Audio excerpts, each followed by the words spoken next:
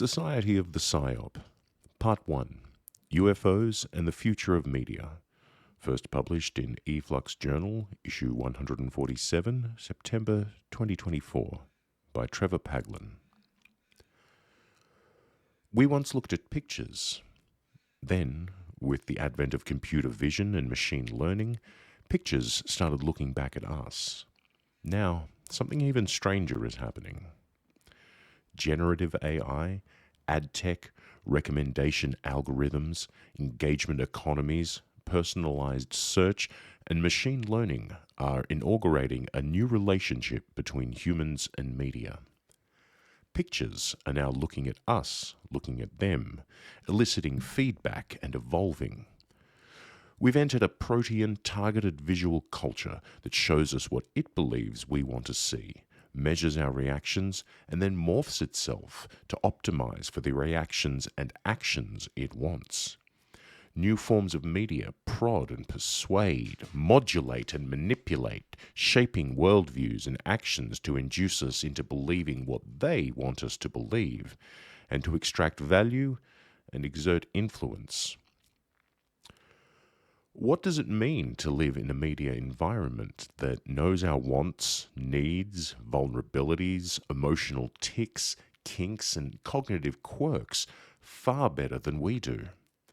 That notices which kind of stimulus induce what kinds of precognitive responses and uses machine learning to develop, A/B test and deploy custom-generated cognitive injections designed to manipulate us even further, all without us consciously perceiving what's happening. And what does it mean to live in a media environment where this is all pervasive? Not only news and websites, videos and movies, but driving assistants in cars, AI-generated customer service representatives, search engines and chatbots, virtual HR managers, gas station pumps, smart houses and phones, even washing machines. A media landscape where your refrigerator, vibrator, and toothbrush collude with insurance companies, advertisers, political campaigns, and big retailers using computer vision, machine learning, and biometric feedback to influence your behavior and worldview. Every day, we are subject to subtle and not so subtle mind control experiments.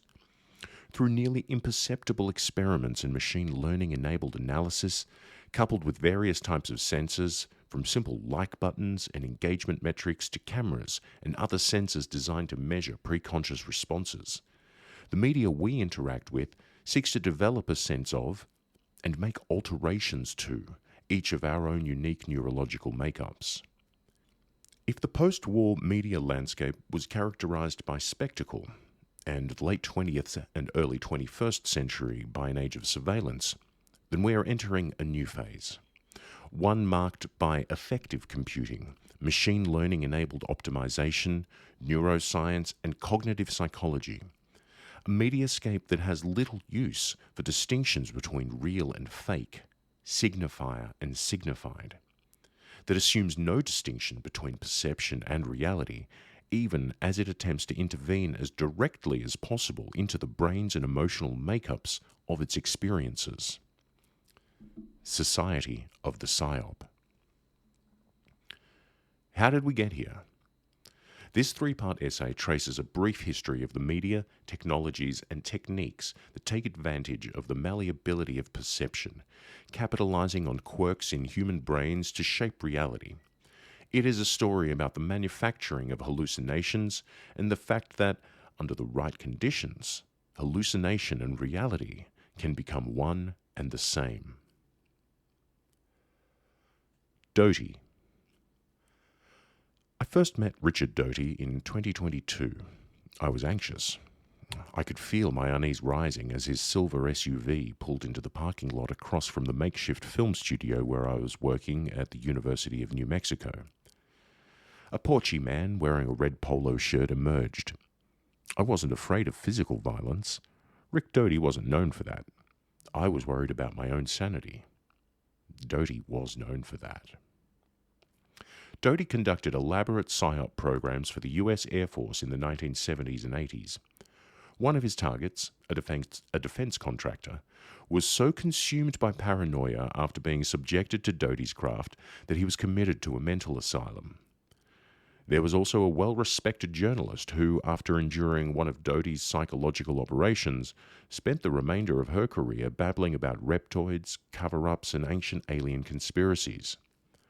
A third target, a former UFO investigator who collaborated with Doty, publicly confessed to participating in a military disinformation campaign and retreated into self-imposed obscurity.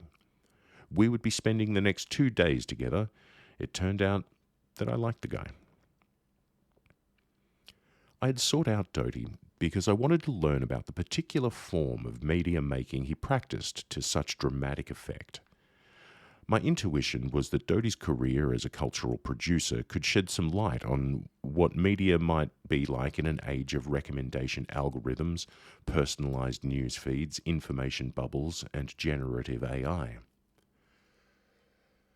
For the next 2 days, Doty explained the finer points of military interrogations and influence operations, the theory and practice of Psyops, and how he'd created and used folklore about UFOs to develop counter-espionage missions designed to protect classified US Air Force assets. But in Doty's retelling of the work he did on behalf of the US military, there was a strange inversion.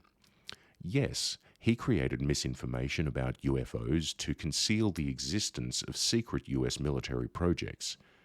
But he also described creating false stories about classified Air Force technologies to cover up the existence of actual UFOs, internally known as Cardinals, he claims. Upon retirement from the US Air Force, Doty became a self-styled whistleblower, recounting details of the real UFO program he claims to have had a hand in covering up. He told stories of a secret film documenting the existence of crashed saucers, a classified warehouse at Bolling Air Force Base containing the remnants of those UFOs, and the cultural life of captured pilots from Zeta Reticuli star system. Doty began working for the Air Force Office of Special Investigations, or AFOSI, in the late 1970s. AFOSI is an outfit analogous to an in-house FBI, charged with investigating criminal activities in the military and conducting counterintelligence work to ensure the security of military installations and assets. After completing his training in the Washington, D.C. area, Doty was assigned to Kirtland Air Force Base in Albuquerque, New Mexico. Kirtland is a massive base encompassing over 50,000 acres, extending from a collection of runways and hangars adjacent to the Albuquerque airport to vast tracts of land to the south and east. Its neighbors are a veritable who's who of conspiracy theories and UFO lore. Nestled among the mountains 90 miles to the north is Los Alamos National Labs, where World War II-era scientists worked in secret to develop the world's first atomic bomb. To the south is the Trinity site, where that bomb was first detonated, turning the desert surface into a radioactive glass called trinitite. Still further south is the White Sands Missile Range, where US forces transported Nazi rocket scientists in the aftermath of World War II as part of Operation Paperclip. The alleged Roswell UFO crash site is about a 2-hour drive southeast. In the late 1970s, Kirtland Air Force Base's acknowledged tenants included the Air Force Weapons Laboratory, charged with research and development of advanced weapons systems, directed energy weapons, and the effects of nuclear fallout. Another outfit, Sandia National Labs, designed and tested components for nuclear weapons. Such weapons were stored and managed in a facility in a restricted section in the eastern part of the base. Kirtland also played host to a handful of unacknowledged tenants, including a detachment from the National Security Agency, or NSA. When Doty arrived in 1979, Kirtland was synonymous with top-secret military technology experiments. In 1973, base engineers had succeeded in using a ground-based laser to shoot down an airplane, and were busy developing a directed energy weapon that could be fired from an airborne platform. Elsewhere on the base, the Air Force trained Special Forces units, conducted advanced helicopter training, and tested experimental weapons systems. Doty's job was to keep it all secret. In the late 1970s, a military contractor named Paul Benowitz, who lived on Kirtland's northern border, started seeing and photographing unusual lights and movements over the restricted range adjacent to his house. He came to the conclusion that there must be UFOs. An avid electronics enthusiast, Benowitz made recordings of bizarre radio emissions he believed to be coming from the objects. Benowitz offered to help the military repel what he believed to be an extraterrestrial harassment campaign. He collected his evidence, sent it to the UFOs team, and in the fall of 1980 was invited to present his findings. Evidently, it wasn't an alien invasion that Benowitz had discovered, but a top-secret NSA program. The case landed on Rick Doty's desk. Doty took a creative approach to the problem. Rather than neither confirm or deny the existence of UFOs or secret intelligence programs at the base, he staged an elaborate deception and cover-up operation to encourage Benowitz's imagination.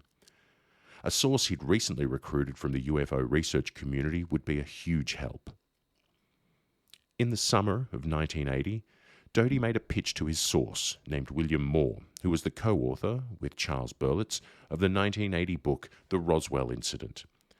Doty's proposal was this. Doty would provide Moore with incontrovertible proof of extraterrestrial contact in exchange for Moore's help in conducting UFOs investigations and reporting on the activities of amateur UFO groups. The deal was irresistible, and Moore cooperated.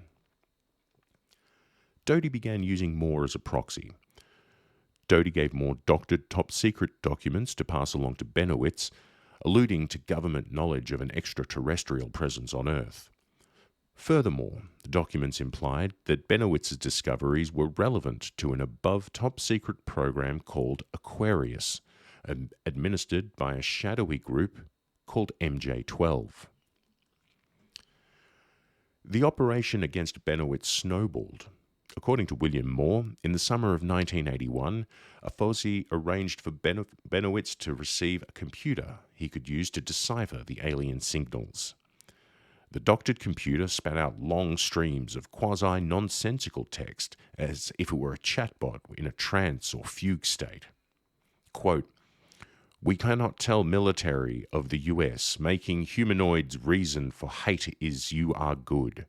We trust you take vast portion universe against our aggression. The number of our crashed sources is 8. Nerve you we realize tell the truth." End quote. Then the operation against Benowitz became more elaborate. Knowing that Benowitz was an avid amateur pilot and that he suspected the existence of a top-secret alien captive near the town of Dulce, New Mexico, UFOs installed surplus military equipment on the top of Arculeta Mesa so that Benowitz would see it on one of his flyovers and be convinced of the existence of the secret base. The Air Force was crafting an alternate reality to feed Benowitz's predilections and ensure that he believed what they wanted him to believe. With the Benowitz project underway, Doty began a second operation. Linda Moulton Howe was an award-winning television journalist who had recently completed A Strange Harvest, a documentary on the cattle mutilation phenomena. In the wake of that success, Howe received a contract from HBO to make a second documentary on the topic of UFOs. Doty got in touch with Howe and invited her to Kirtland Air Force Base for a briefing. At the UFOs offices, Doty explained that Howe was onto something big and that UFOs was prepared to help. He then pulled out a dossier and instructed Howe that its contents were for her eyes only. She could read the documents but take no pictures. Other UFOs officers observed her reaction from behind a one-way mirror. Doty presented Howe with a dossier entitled Briefing Paper for the President of the United States. The documents therein told a remarkable story of an ongoing extraterrestrial presence on Earth, UFO crashes at Roswell and other locations, and a surviving alien being held at Los Alamos. Moreover, the US government had reason to believe that aliens had genetically intervened in the human race and guided our development through using various techniques, such as the creation of a great spiritual leader approximately 2,000 years ago. Echoing the documents fed to Benowitz, the dossier reiterated the MJ-12 group was responsible for the UFO and extraterrestrial program. Doty explained to Howe that this was only the beginning. In return for Howe's coordination with Avosi on her documentary, he promised footage from a top-secret film documenting an apocryphal 1964 UFO landing at Holman Air Force Base in southern New Mexico, and offered access to an Air Force colonel who had allegedly handled one of the surviving aliens from the Roswell crash. Howe was thrilled. Weeks passed, then months. No footage arrived. No interviews materialized. HBO killed the project. Howe's documentary on the UFO phenomenon was not going to happen. The 1988 edition of the U.S. Army Field Manual outlines 10 principles of military deception. The monkey's paw principle states that the number of people with knowledge of a particular deception operation should be minimized, even if it means misleading one's own forces. Jones' dilemma holds that deception becomes more difficult as the number of information channels available to the target increases, with the caveat that the greater number of controlled channels the target has access to, the more likely the perception will be successful. Cry Wolf holds that repeated mispredictions of an event will desensitize the target to warnings of it. This principle cites intelligence failures around the US Tet Offensive in Vietnam, which arose from repeated warnings that did not bear out. Other principles involve the correct design and sequencing of misinformation, the importance of holding materials in reserve, and attention to the limits of human information processing. Doty's operation chiefly used a combination of 3 other principles: Magruder's principle, the exploitation of perceptions, the choice types of deceptions maxim, and the importance of feedback. Both the field manual and Doty himself agree that the most important of these principles is Magruder's principle, the exploitation of perceptions. Named after the Confederate General John B. Magruder, it holds that it is generally easier to induce the deception target to maintain a pre-existing belief than to deceive the deception target for the purpose of changing that belief. In this case, the pre-existing belief that Doty capitalized upon was the existence of extraterrestrials and a government cover-up of that knowledge. The choice of types of deception maxim holds that the deception planner should reduce the uncertainty in the mind of the target and should force him to seize upon a notional worldview as being correct, not making him less certain of the truth, but more certain of a particular falsehood. To achieve this deception, Doty chose media tailored to each of his targets. For Benowitz, the engineer and pilot, he provided an advanced computer and a Potemkin base on a remote mesa. To Howe, the journalist, he supplied false top-secret official documents and the promise of the on-the-record sources with knowledge of the alien conspiracy. Finally, the field manual emphasizes the importance of feedback, the significance of which is virtually self-evident. Feedback answers the question, is anybody listening? Is this channel effective? This is where William Moore, author of the Roswell incident, came in.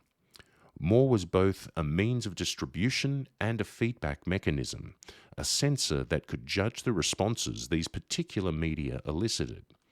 Doty could then gauge these reactions, amplify the signal that elicited the strongest feedback, and send back the amplified signal. The outcome was a path to insanity. Paul Benowitz became ever more paranoid about alien surveillance, accusing his wife of being controlled by aliens and eventually barricading himself in his house. In August 1988, he would be hospitalized for a mental breakdown. The next summer, William Moore publicly confessed to participating in a disinformation campaign against Benowitz and colluding with the US government to betray the UFO community. He faded into obscurity soon after. For her part, Linda Moulton Howe doubled down on her project to seek the truth about extraterrestrials.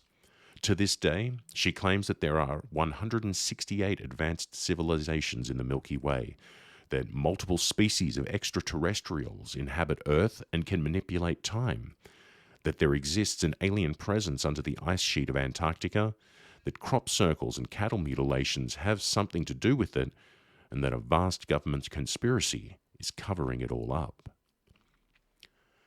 The information Doty fed to these three people gave light to what's known in UFO circles as the dark side hypothesis. The story he told made its way through the UFO subculture and popped out into the mainstream as the plot of a television show on the X-Files. At this point, we might ask a simple question. Why? Was the top-secret NSA program at Kirtland so sensitive as to warrant the incredible resources spent to steer Benowitz into a reality populated by aliens? Did Linda Moulton Howe's reporting actually come close to something so important that the Afosi had to derail her by producing a vast and detailed otherworldly conspiracy? And why bother recruiting William Moore, a prominent figure in the UFO community with only a marginal influence on the broader culture? And why use UFOs?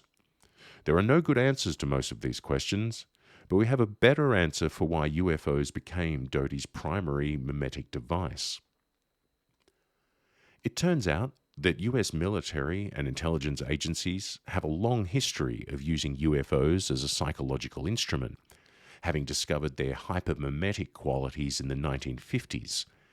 Decades before Doty's variations on the theme, UFOs were a well-known self-replicating cultural trope capable of infecting individual and cultural consciousness and spreading like a virus. The discovery of the UFO hypermeme took place in the 1950s against the backdrop of a massive effort by US military and intelligence agencies to develop ways to manipulate people's minds. It was an era of CIA mind control experiments, covert operations inspired by magic and illusionism, and extensive research into using computers, artificial intelligence, and electronic warfare to shape the existence of reality, and therefore, reality itself. End of part 1.